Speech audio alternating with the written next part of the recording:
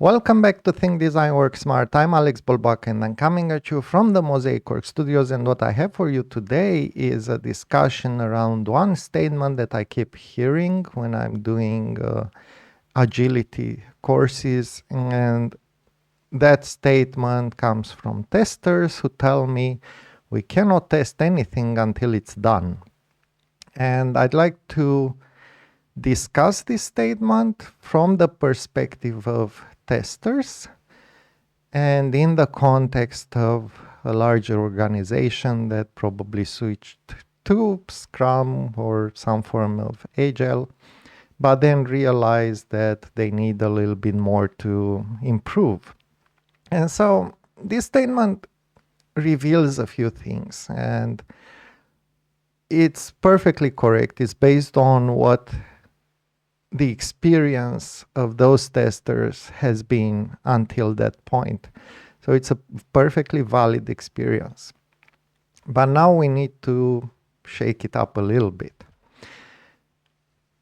And first of all, let me explain one thing. I'm going to talk about two main types of testing.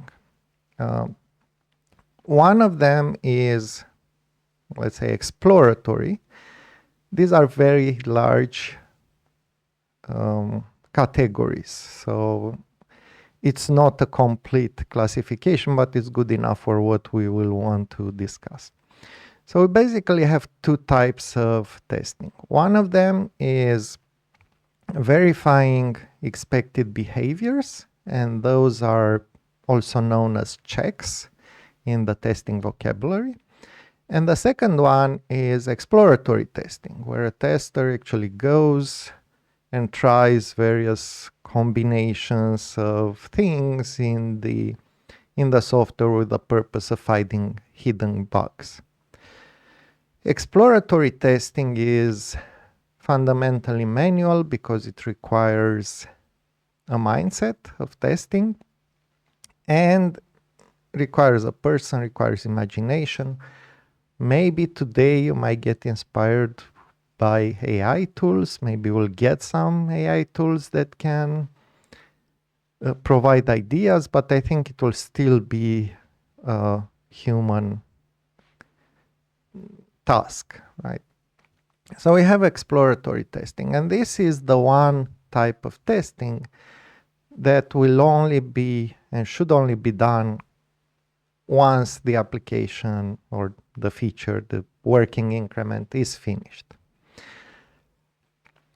But the other one is about checks, and checks are about expected behavior. So a difference between exploratory tests and checks. So a check would be something like if I introduce a user name and the correct password, and then the login button turns green, and then I can log in. And it actually works to log in. This is a check, right? It's something that will happen and needs to happen in order for the application to function correctly. Now, an exploratory test will be something like, let me try and click the login button 10 times and see what happens then. Because maybe something cracks up and I can provoke some kind of unexpected behavior that turns out to be a bug.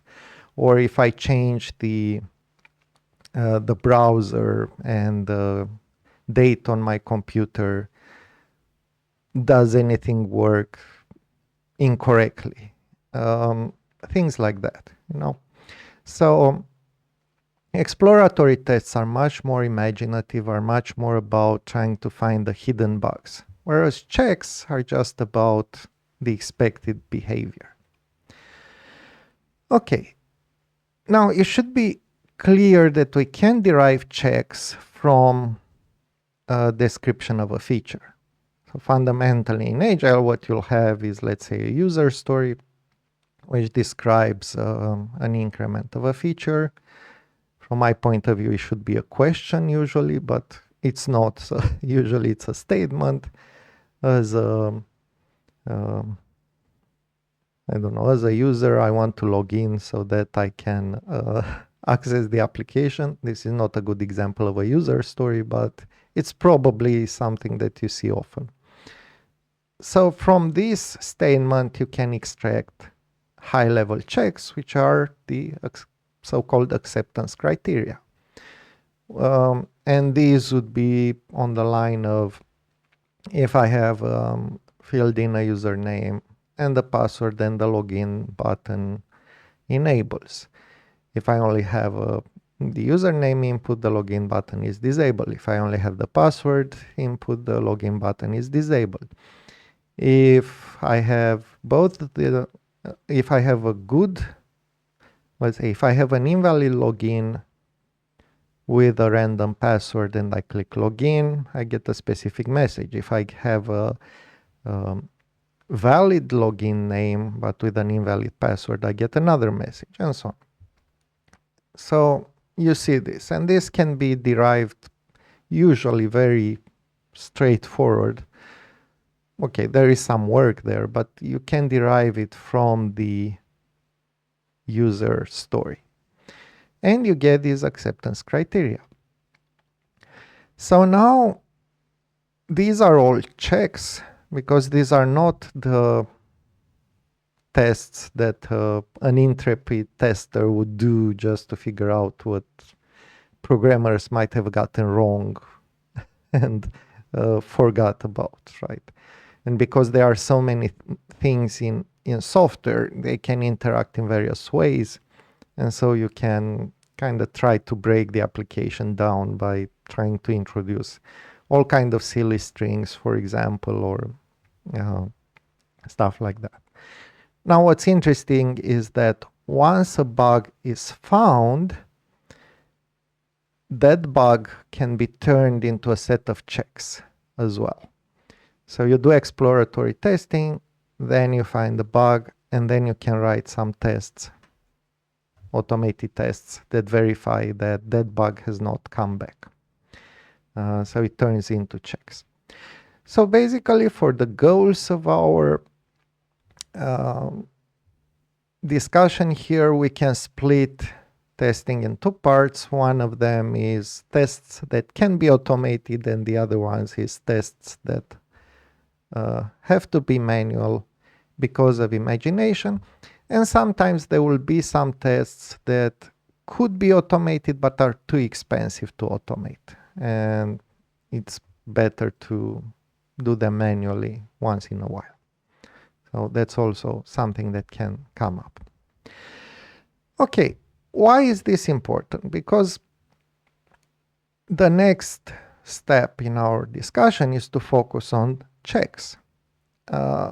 We identify from the user story, we identify the acceptance criteria, and now we could write automated tests for those acceptance criteria. What are we missing? Well, what testers might tell you at this point is that what you are missing is the full implementation of the thing, right? How can you test something that does not exist? But that's not entirely true, because the automated tests, technically speaking, will talk to an interface. So if you have a Selenium test suite, it needs to plug into an HTML application, right?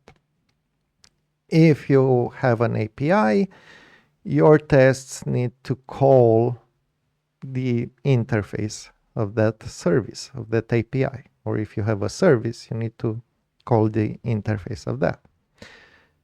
So the only thing that we actually need in order to start writing tests is the interface.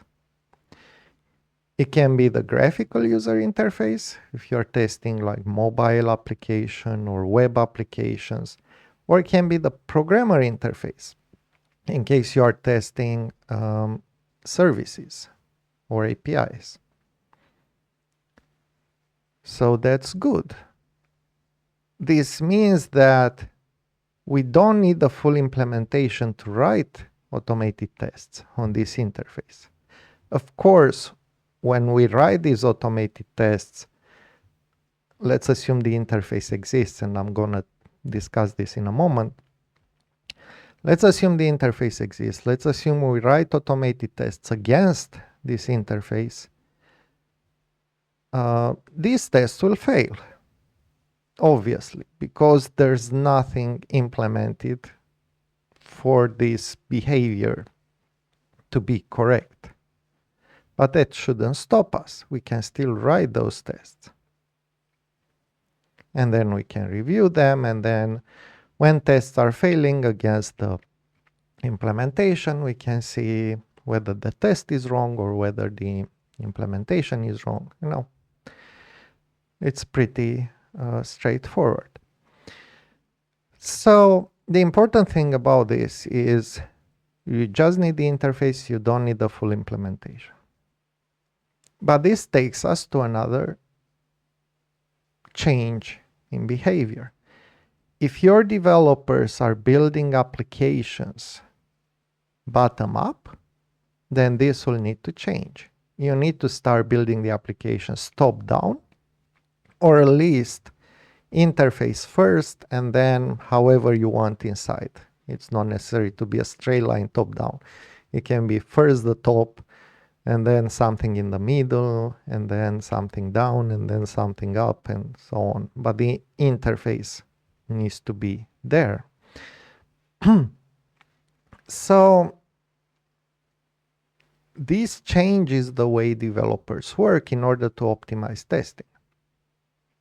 It turns out that from my perspective and the experience of the industry, this is also a very good thing, because once we've developed the interface, it's much more clear what you need to do in the implementation. So it also serves as a checkpoint for the implementation. And you can always wonder, are we doing too much? Can we solve this problem with fewer design elements and so on? So here's how things could go.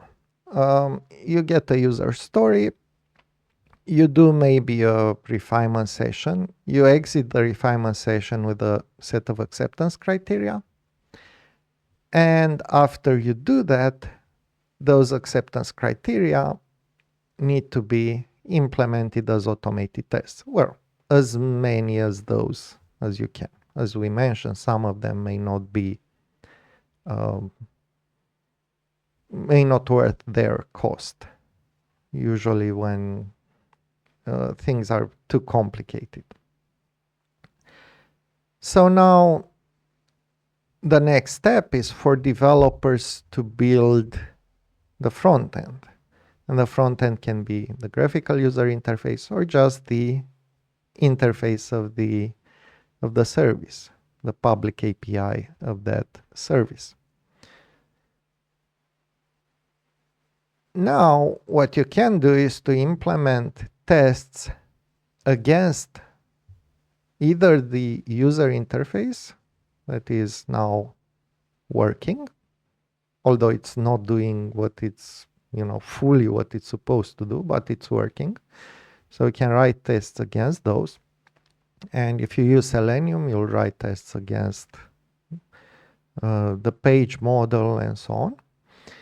And at the same time, developers will go on implementing the code.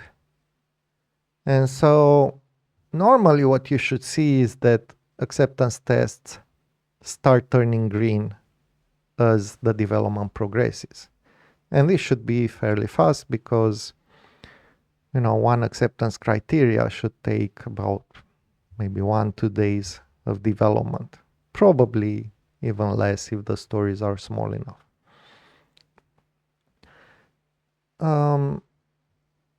And when all the acceptance criteria are green, you now know that everything in the acceptance criteria has been implemented. Okay, so this is how you write automated tests before the implementation is done. and you see them turning green as the implementation gets done. Now, at this point, you might ask, okay, but if the acceptance tests work, this does not mean that the software is free of bugs, or as free of bugs as we can. And that's correct. Obviously, acceptance tests cannot test all the possible scenarios. And by the way, this is another trap.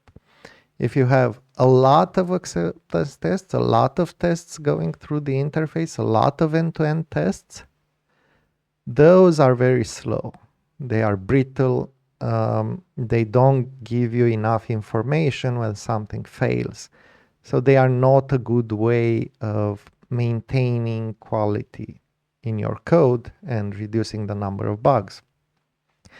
What you should have is a small number of acceptance tests or end-to-end tests. And remember that the goal of acceptance tests is not as much to validate that the feature is correct, 100% correct. It's to communicate to stakeholders, product owner, managers, business people, customers, what is working now, and the progress. It's more about communication. Now, of course, they serve the second goal of actually exercising the code and telling you when something doesn't work correctly. So that's a plus. But they should not be used as the only way to remove bugs from your code. And in order to deal with that issue, what you need to do is to have a comprehensive automated testing strategy. And this is something we've done at Mozaic Works with a lot of teams. And what we basically do is we take the testing pyramid, starting with unit tests, the integration tests, and then we fill in the other types of tests that we might need depending on your architecture. And only at the top we have a few end-to-end tests. And acceptance tests are part of this end-to-end test suite, but sometimes they are also treated as communication. So this is the other thing that you need to realize, that in order to have effective checks on your code, you should have a combination of unit tests with integration with component and so on. And now here's just a glimpse into what this happens. So assume for a moment, I'm going to assume a very simplistic testing strategy. This is not one that I recommend, but it's one that is very easy to start with. It's very easy to implement. It's good as a starter point, but there are more and better ways to have automated tests. But let's just assume this very simplistic strategy because it actually works over long periods of time until you have too many tests and you kind of need to improve things a little bit. But let's assume you have the following thing. So inside your service, you have classes. You can test each class in isolation. This is possible through unit testing methods. You replace all the collaborators of that class with stubs and mocks, and you test it in isolation. So you write all the tests that prove that this object works perfectly according to what we want from it, assuming that all its collaborators work perfectly. So this is step one. Step two, we take one of the collaborators and say, okay, so this object, assume that this collaborator will have these particular behaviors. For example, if you get A, B, C, D, and E, F, G, it will return 25. For some reason, I don't know, it's a formula, okay? We'll write tests that verify this behavior, assuming that all its collaborators work perfectly. Because again, we are replacing them with stubs and mocks. And we do it for each object. So now, according to the rules of logic, if this every object works perfectly, assuming each collaborator works perfectly, and if each collaborator works perfectly, then the whole system is expected to work perfectly according to expected behaviors. Okay? So that's a fairly simple way of visualizing this. And as I said, there are better ways of structuring your tests. It would be better to structure your tests around behavior rather than objects, but that's a completely different discussion. It's more about software design than about testing, so I'm gonna skip that for now.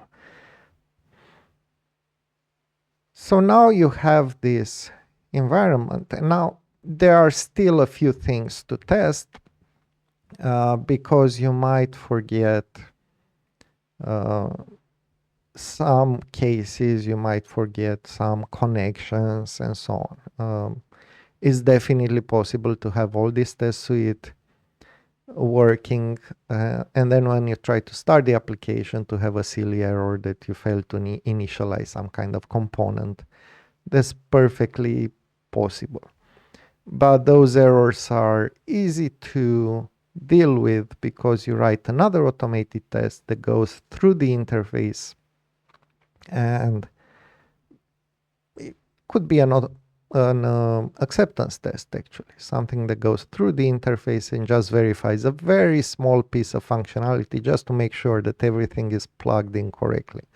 Because what we are basically doing in unit testing is decomposing, unplugging everything from everything. So you also need something to test the plugs. Okay, so this solves another problem of automated testing. The third problem is interaction with the outside world. So in all these tests that we write tests on this component, assuming that everything around the component is working correctly. And the next step is to write some tests that verify that my component integrates correctly with the file system, with the database, with networks, with external APIs, with external libraries, and so on. And those are called integration tests. And you can write those as well. Sometimes this is where things get a little bit tricky because some integration tests are too expensive, too complicated. So for example, if you have an API that does payments, nowadays it's easier because payment APIs usually have a development instance and you can write your integration tests against that development instance, and that's great. But if you do not have a development instance, then every call is actually costing you, so maybe you don't want to pay for every call. And it might happen with other APIs. Although I expect that modern APIs have a development environment as well, a development instance that you can test against in your integration tests. Another situation is when you need to send a lot of data to an external API and then wait for processing, and processing might take a long time, maybe a few hours. Again, this is something it's not as difficult to automate, but even if you automate it, you don't get faster feedback. It will just be reproducible, which is great, but you'll need to set it up into a different test suite in order to for it to wait the appropriate amount of time and so on. So there are all kinds of things like that can happen where things get complicated and you might not test 100% everything. But assuming that none of this happens, and there are ways to deal with each of these particular cases, but I won't go into those. Assuming you have this, once again, we have proven according to the laws of logic that this service behaves as expected. It integrates with external systems as expected. So now this service is working correctly. And then we can move to another service that calls this service, or to the graphical user interface, or to maybe an API that groups multiple calls to a service, and so on, or to multiple services. And you can now apply similar methods to end up with an application that is correct, at least according to what you expect, right? Having this automated testing strategy in place allows your developers to know precisely what tests to write, under which circumstances, how to structure the test suites. You should also have a review process with testers, or even a pair work session where programmers and testers think about the tests that they need to write and actually write them together, even at this lower level. And once you have this, the acceptance criteria are just there to communicate that, yes, indeed, we have developed this part of the user story, and now it's working. And if you have, it also serves other goals. Like, for example, you have this acceptance testing suites, and a stakeholder can look there and see, okay, so I'm very interested in this user story. It has 10 acceptance criteria. I see that they've done 3 in a week. Now it's obvious that my expectation should be that this user story will be ready in maybe the next sprint, or the next 2 sprints. It's more visible. Of course, it's not fully correct, right? But at least it gives a sense of progress. Another thing that can happen is if you are using tools like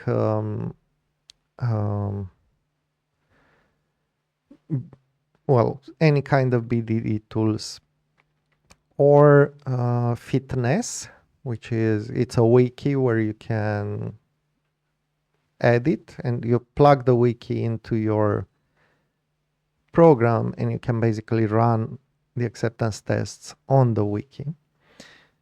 And the nice thing about this is that if a stakeholder realizes, oh, I actually missed a condition here, let me go back and add in, I edit the wiki page, I add that condition. I can run the test and I can say, oh, it actually works. So cool, that's great. I don't need to bother anybody about this. So it's a really cool and great instrument for conversation, communication about the progress of implementation. Okay, so to sum this up, there are 2 types of tests: exploratory and checks. Checks can be automated. Exploratory tests can reveal bugs that later can turn into checks. We should aim to allow testers as much time as possible to do exploratory testing, because this is where their most value comes from. A good tester will find things that are hidden before they get into the hands of your customers. And all the rest, all the checks can be implemented as a collaborative effort between business analysts, developers, and testers. In order to write these acceptance tests, so the checks can be derived from a user story as acceptance criteria. In order to implement them, you just need an interface, and so developers need to develop the interface first. Then you write those, implement those automated tests while the developers work on the implementation. If all goes good, you see the tests turning green and you can communicate progress with your stakeholders. And you can also get a feeling of the development speed. And that this needs to be combined with automated testing strategy, because you cannot count on end-to-end tests to validate everything in your product. We will just get into a combinatorial explosion. You'll have a lot of tests that you need to write for a lot of things, and you can never keep up. So instead, you need to divide and conquer and use this an automated testing strategy that takes advantage of unit tests and integration tests and component tests and API tests together as a whole. We build it as a way to remove most of the bugs before they go into full implementation and testers or users find them. So basically, when I hear testers telling me we cannot test until all is done, what I hear is two things, or a few things. We are not doing top-down development. We are not collaborating enough. There is a failure of imagination. We don't know how to do this. And even after all this talk, you might find that your testers still don't quite understand how to do this. It's important to have somebody to show them how. And we don't have a comprehensive automated testing strategy that takes advantage of collaboration and communication and all that. So you need to work on all these steps in order to get to the point where you have the ability to write tests before everything is implemented. Now, if you are wondering how to remove bugs and how to reduce the number of bugs, we have a few videos on this topic, so you can check out those videos. There are some additional techniques you can use. If you want to learn more about automated testing strategy, I haven't yet done a video about this, but we've done this for many teams before, so contact us. Let us know if you need a automated testing strategy. Mozaicworks.com, Mosaic with a Z, and yeah, let us know. Thank you kindly for the view, and until next time, remember to think, design, and work smart. See you next Saturday.